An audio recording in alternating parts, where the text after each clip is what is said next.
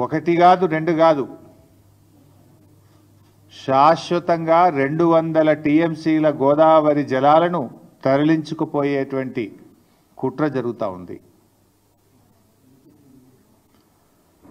Godavari Banakacherla project ఏదైతే ఆంధ్రప్రదేశ్ ప్రభుత్వం తలపెట్టిందో, ఈ ప్రాజెక్టు నిర్మాణం వల్ల తెలంగాణకు తీవ్రమైన నష్టం జరగబోతూ ఉంది.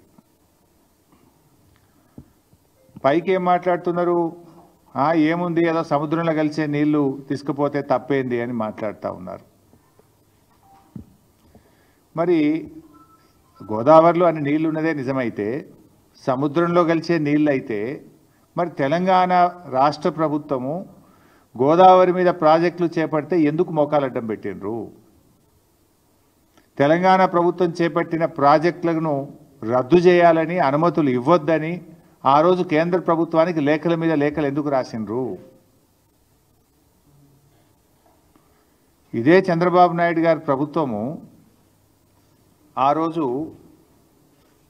కాళేశ్వరం ప్రాజెక్టుకు మనకు అన్ని అనుమతులు వచ్చినాయి. ఒకటి, అన్ని ప్రాజెక్టుకు రావాల్సిన సిడబ్ల్యూసి నుంచి 9 డైరెక్టరేట్ల నుంచి తెచ్చాం, ఎన్విరాన్మెంట్ క్లియరెన్స్ తెచ్చాం, లాస్ట్కు టీఏసీ ద ఫైనల్ క్లియరెన్స్ కూడా ఆ రోజు మేము తెచ్చుకున్నాం.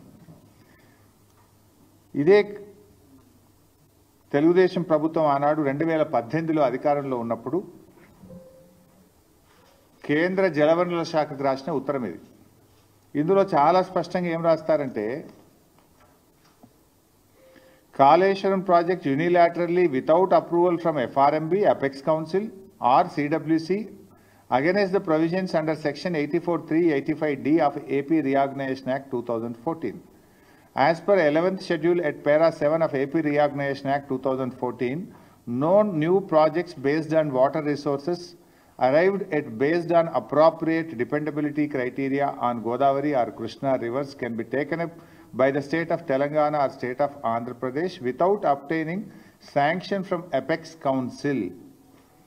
ఇది మీరు రాసిందే. అయితే ఆ రోజు కేంద్ర ప్రభుత్వం కాళేశ్వరం కొత్త ప్రాజెక్టు కాదు, ప్రాణహిత చేవెళ్ల కొనసాగింపే కాళేశ్వరం ప్రాజెక్ట్ అని చెప్పి ఆ రోజు కాళేశ్వరానికి కేంద్ర ప్రభుత్వం అన్ని అనుమతులు కూడా ఇచ్చింది. ఇట్లా చాలా ఉత్తరాలు రాశారు. చివరికి మనం తుమ్మిళ్ళ లిఫ్ట్ ఇరిగేషన్, మన భక్త రామదాస్ లిఫ్ట్ ఇరిగేషన్ కట్టాం గోదావరి మీద. భక్త రామదాస్ అనేది కూడా ఆల్రెడీ ఉన్న ఆయకట్టే, అది SRSPలో భాగంగా ఉన్న ఆయకట్టుకు టేలెండ్కు నీళ్లు రావడం లేదని మనము చిన్న లిఫ్ట్ పెట్టి పాలేరు నియోజకవర్గానికి నీళ్ళు ఇచ్చాం. ఈ లిఫ్ట్ కూడా ఆపేయాలి, దీన్ని రద్దు చేయాలి, ఈ లిఫ్ట్ కట్టనీయొద్దు అని చెప్పి కూడా అప్పటికి ఆంధ్రప్రదేశ్ ప్రభుత్వం కేంద్ర ప్రభుత్వానికి CWCకి లేఖ రాసింది. ఇట్లా చాలా లెటర్లు. ఇది చంద్రబాబు నాయుడు గారు స్వయంగా రాసిన లెటర్.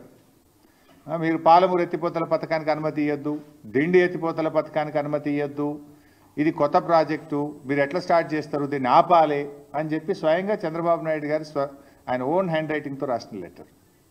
సరే, ఇట్లా ఇవన్నీ ఒకటి కాదు రెండు కాదు, ఆంధ్రప్రదేశ్ ప్రభుత్వం రాసిన 20-30 లెటర్లు ఇవి. తెలంగాణ ప్రాజెక్టులకు అడ్డుపడుతూ తెలంగాణ ప్రాజెక్టులను నిలిపివేయాలని, అనుమతులు ఇవ్వొద్దని, మీరు ఎట్లా కడతారని కోర్టుల్లో కేసులు వేశారు, కేంద్ర ప్రభుత్వం దృష్టికి తీసుకుపోయినారు, గ్రీన్ ట్రిబ్యునల్లో కూడా కేసులు వేసిండ్రు. అయితే ఈరోజు మరి నేను అడుగుతా ఉన్నా, గోదావరి బనకచెర్ల ప్రాజెక్టు కొత్త ప్రాజెక్టు కాదా? అసలు కేంద్ర ప్రభుత్వం ఎందుకు నిద్రపోతూ ఉంది? ఈరోజు మన రాష్ట్రంలో ఏపీ రీఆర్గనైజేషన్ యాక్ట్ తర్వాత ఇటు తెలంగాణలోనైనా అటు ఆంధ్రప్రదేశ్లోనైనా కొత్త ప్రాజెక్టు చేపట్టాలంటే KRMB, GRMB అనుమతి తీసుకోవాలి. ఆ నదీ పరివాహక ప్రాంతంలో ఉన్నటువంటి రాష్ట్రాల నుంచి అంతర్రాష్ట్ర ఒప్పందం జరగాలంటే నదీ పరివాహక ప్రాంతంలో ఉండే అన్ని రాష్ట్రాలు ఒప్పుకోవాలి.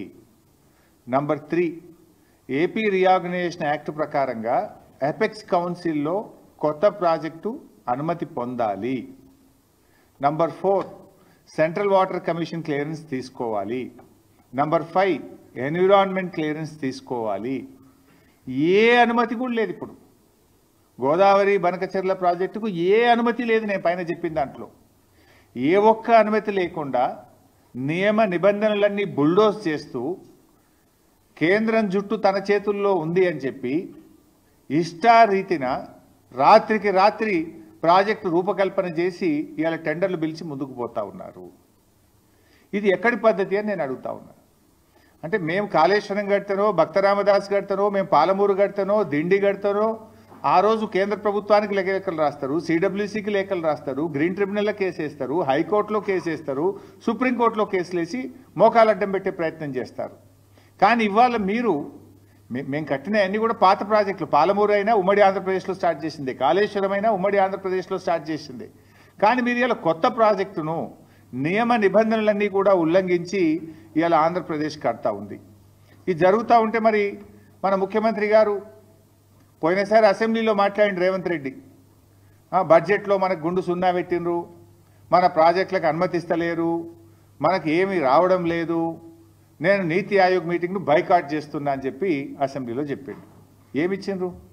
నువ్వు కడతామన్న మూసీ సుందరీకరణకు ఇదివరకు డిఫెన్స్ ల్యాండ్ రాలే, మూసీ సుందరీకరణ ప్రాజెక్టుకు ఇప్పటికీ అదేది వరల్డ్ బ్యాంక్ నుంచి అప్పు తెస్తామంటే file return కొట్టిండ్రు.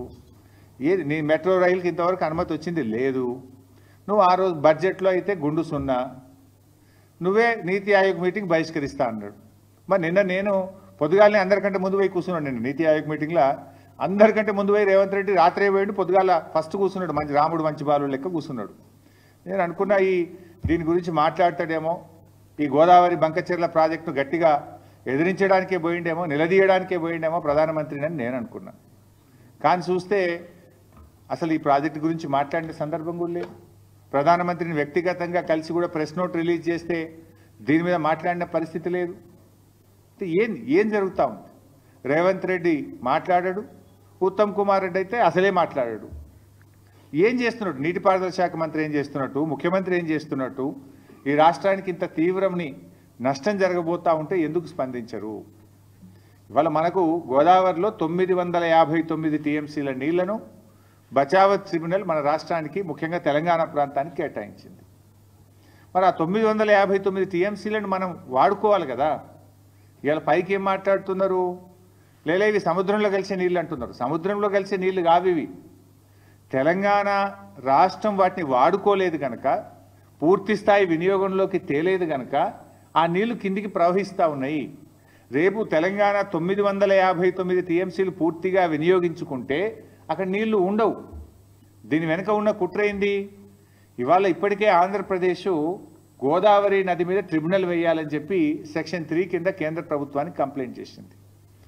So Godavari tribunal వచ్చే లోపే ఈ బనకచెర్ల ప్రాజెక్టును త్వరితగతిన నిర్మించి, ఆల్రెడీ ప్రజాధనం ఖర్చు అయిపోయింది, ఆల్రెడీ మేము ఖర్చు పెట్టేసినాము, దీనికి నీళ్లు కేటాయించండి అని చెప్పి ట్రిబ్యునల్ ద్వారా నీళ్లు తీసుకోవడానికి ఒక పథకం ప్రకారంగా జరుగుతున్న కుట్ర ఇది. ఎట్లా సాధ్యమైతే చెప్పండి? నిజంగా 959 నువ్వు పూర్తిగా వినియోగించుకున్నప్పుడు అప్పుడు నీళ్లు కిందికి పోతే దాన్ని లెక్క తేల్చాలి. దానికి సిడబ్ల్యూసీ ఉంది, హైడ్రాలజీ ఉంది, అన్ని క్లియరెన్సులు తేవాలి కదా. ఏ క్లియరెన్సులు లేకుండా వాళ్ళు కడుతూ పోతుంటే ఎందుకు రాష్ట్ర ప్రభుత్వం మౌనంగా ఉన్నది? ఎందుకు రాష్ట్ర ప్రభుత్వం దాన్ని అడ్డుకోలేకపోతున్నది? There are many forums. నిన్న నీతి ఆయోగ్లో రేవంత్ రెడ్డి ఎందుకు ప్రశ్నించలేదు నేను అడుగుతా ఉన్నా. ఇంకా బాధ కలిగే అంశం ఏంది? 8 ఎంపీలు కాంగ్రెస్ గెలిచే, 8 ఎంపీలు బీజేపీ గెలిచే. 16 ఎంపీలు గెలిస్తే ఏం లాభం ఈరోజు రాష్ట్రానికి? బడ్జెట్లో ఏమి రాదు. మన నీళ్లను కూడా తీసుకుపోతా ఉంటే బీజేపీ ఎంపీలు మాట్లాడరు, నా కాంగ్రెస్ ఎంపీలు మాట్లాడరు. పార్లమెంట్ను స్తంభింపజేయాలి కదా. ఏం చేస్తున్నట్టు బీజేపీ ఎంపీలు, కాంగ్రెస్ ఎంపీలు? ఎవరికి కూడా బాధ్యత లేదా? ఒకరు రాష్ట్రంలో అధికారంలో ఉన్నారు, ఇంకొకరు కేంద్రంలో అధికారంలో ఉన్నారు. కేంద్రంలో అధికారంలో ఉన్న వాళ్ళు చట్టాన్ని ఉల్లంఘించి పక్క రాష్ట్రం నీళ్లు తీసుకుపోయే ప్రయత్నం చేస్తుంటే కేంద్రంలో ఆ చట్టాన్ని అమలు చేయాల్సినటువంటి వాళ్ళు ఆపే ప్రయత్నం చేయరు. రాష్ట్రంలో అధికారంలో ఉన్న పార్టీ కానీ 8 ఎంపీలు కానీ ఇవాళ దాని మీద ఏ పోరాటం అయితే చేయాలనో, లీగల్గా కావచ్చు, చట్టపరంగా కావచ్చు, లేదా ప్రభుత్వ పరంగా కావచ్చు, లేదా ప్రజా పోరాటం కావచ్చు, దేనికి కూడా పట్టించుకోకుండా నిమ్మకు నీరెత్తినట్టుగా రాష్ట్రంలో ఉన్న కాంగ్రెస్ పార్టీ, కాంగ్రెస్ ప్రభుత్వం ఈరోజు మొద్దు నిద్రపోతున్నటువంటి పరిస్థితి ఉన్నది. ఇలా ముఖ్యంగా ఈ రాష్ట్రం నుంచి 2 కేంద్ర మంత్రులు ఉన్నారు, కిషన్ రెడ్డి గారు, బండి సంజయ్ గారు. మీకు బాధ్యత లేదా అని అడుగుతా ఉన్నా. మీరు ఈ రాష్ట్రానికి ప్రాతినిధ్యం వహిస్తూ ఈ రాష్ట్రానికి అన్యాయం జరుగుతూ ఉంటే మీరు ఏం చేస్తున్నారో నేను అడుగుతా ఉన్నా. కిషన్ రెడ్డి గారు, మీరు చాలా సీనియర్ నాయకుడు, ఎమ్మెల్యేగా కూడా పనిచేశారు. మరి మీరు సిడబ్ల్యూసీకి వెళ్ళి ఏ రకంగా గోదావరి బంకచెర్లకు అనుమతిస్తారో ప్రశ్నించరా? కేబినెట్ మీటింగ్లో ప్రధానమంత్రి గారికి మీరు చెప్పరా? ఇవాళ ఎంత దుర్మార్గం అంటే ఏ అనుమతి లేదు దానికి. నా జిఆర్ఎంబి అనుమతి లేదు, సిడబ్ల్యూసి అనుమతి లేదు, ఎన్విరాన్మెంట్ క్లియరెన్స్ లేదు, అపెక్స్ కమిటీ అనుమతి లేదు. ఏ అనుమతి లేకుండానే కేంద్ర ప్రభుత్వం 50% నిధులు గ్రాంట్ కింద ఇస్తుందట. మరో 50% నిధులు ఎఫ్ఆర్బిఎంకు అదనంగా అప్పు తెచ్చుకోవడానికి అనుమతిస్తుంది అని చెప్పి చంద్రబాబు నాయుడు గారు స్వయంగా ప్రెస్ మీట్లో చెప్తున్నారు, పత్రికల్లో వార్తలు వస్తున్నాయి. ఎట్లా ఇస్తారు?